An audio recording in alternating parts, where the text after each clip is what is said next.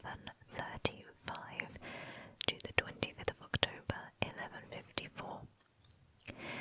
So Stephen actually seized the throne from his cousin Matilda even before she had the chance to get to it, plunging England into a civil war.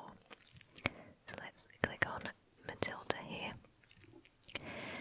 And if you will remember from before, Matilda was the only legitimate child of Henry I to survive her father, because remember, her brothers died at sea on a boat, and Henry actually named Matilda his heir to the throne.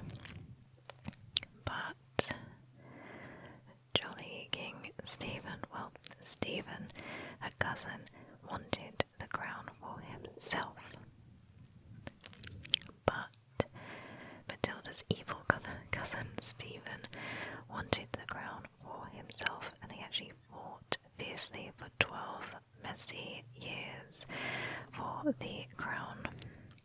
And really, I am not surprised this happened, because obviously it's very, very rare to have a female ruler. So it's no wonder that Stephen tried to take it from her, and it looks like he succeeded. Right, so the war, don't you just love English? The war Stephen down. After 12 long years, he agreed to let Matilda's son Henry become his heir, and Henry didn't have long to wait to get his hands on the crown. So, Stephen, what was good about Stephen? So, Stephen was a grandson of William the Conqueror, and although he had promised his uncle Henry I to help his cousin Matilda become queen, as soon as the old king died, Stephen took the throne for himself.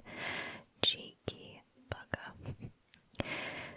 He claimed that Henry had changed his mind on his deathbed and had chosen his beloved nephew Stephen over Henry's daughter Matilda, which, of course, that sounds like a rotten lie. Cheating his cousin obviously wasn't a very noble thing to do, but many of the people at court were relieved not to have a woman in charge. Such were the ways back then. Matilda, however, was less pleased, of course, and almost as soon as Stephen became king, the country was plunged into civil war, with the Scots fighting the English in the north, and Matilda and her supporters taking over most of the southwest of England. Stephen was captured by Matilda and only released when his followers captured Matilda's half-brother, and Matilda agreed to swap prisoners. This sounds very, very much like the Game of Thrones storyline when they capture Jaime Lannister and swap him for... I can't remember who it is now, but you can see a lot of similarities to Game of Thrones and English, kings and queens. Stephen didn't exactly win the war, which lasted for 12 years, after his wife, yet another Matilda, and then his son Eustace, both died. A tired Stephen decided that the easiest thing to do would be to make Matilda's son Henry his heir. Of course, because that's not weird. At the Treaty of Winchester in 1156, Henry agreed to leave Stephen in peace, provided that he would take over as king when Stephen died. Years of fighting had worn Stephen out, and he died just a year later in October 1154. Well, serve you right too, Stephen, because that was not very nice what you did. Thrown under threat. Stephen's younger brother Henry was the Bishop of Winchester, and he helped Stephen to secure the throne by offering the support Stephen was captured by his cousin Matilda during her bid to reclaim the throne, Henry switched sides. His change in allegiance didn't last for long, however, and later the same year he decided to rejoin his brother's supporters. That's a very common trait with our kings and queens. They kind of change sides to whoever is winning. So let's view the painting of good old Stephen. So here is King Stephen. Well, false King Stephen, I'm going to say. He has kind of like a petite sort of face. You see his nose is quite in keeping with the kind of lineage of his foreparents. He wears this kind of very elaborate pointing helmet here with this plume, this feather plume coming out of it. I'm not really sure what the kind of design theory behind this is, but I guess you can see better. I don't know, keeps the rain off, not sure. He has this very shiny looking armor here with these swirls. You can see these swirls here. And a regal sort of draping over his right shoulder. So that's Steve. So let's look at this timeline here. So 1096, Stephen is born. 1135, Stephen usurps the throne from Matilda, and we've already read that.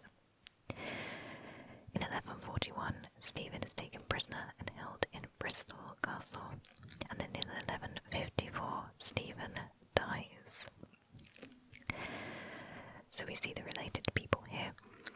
It all starts with William I, then his son Henry I, then Henry's daughter Matilda, his only surviving heir, takes the throne, and then we've got this Henry II character who we found out that it was Matilda's son,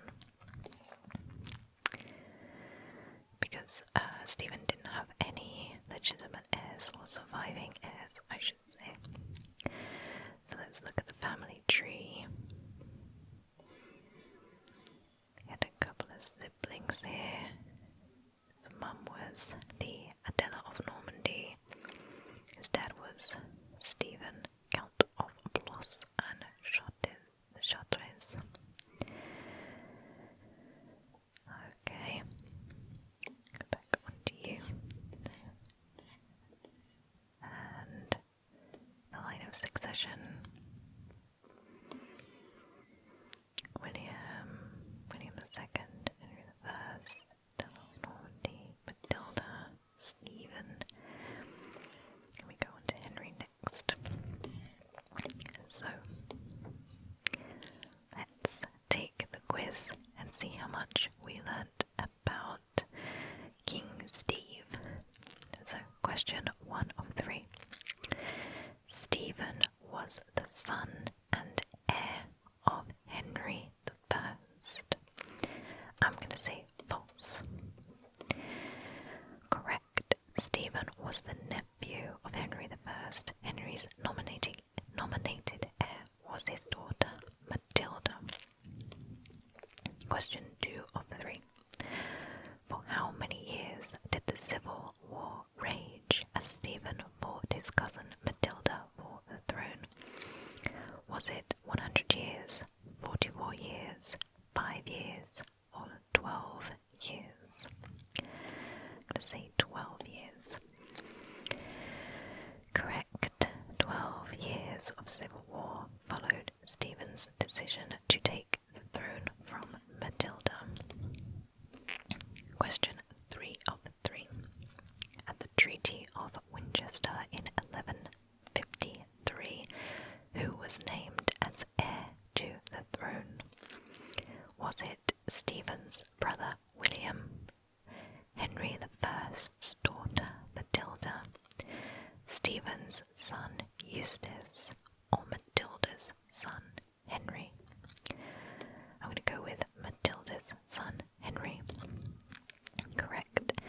In 1153, Stephen named Matilda's son Henry as his heir. And I find that's really quite typical. It's like, why don't you just relent or give up the throne to Matilda anyway?